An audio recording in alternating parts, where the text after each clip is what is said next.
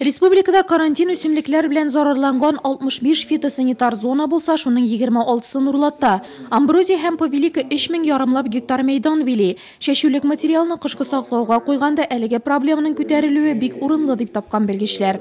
У нас на территории 13 сельских поселений выявлены очаги произрастания амброзии. Это здесь и земли сельхозугодий, сельских поселений, вдоль обочин дорог, вдоль рек. Наблюдается также засоренность амброзии на улицах Нурлат.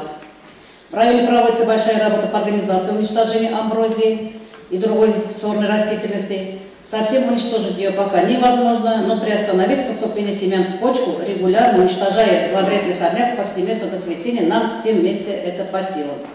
Алтынсу нематода, бактериаль пешү, мыйыклашкан кызлар, үсемлекләрне зарарлаучылар исемлеге амброзия һәм повелика белән генә шикләнми.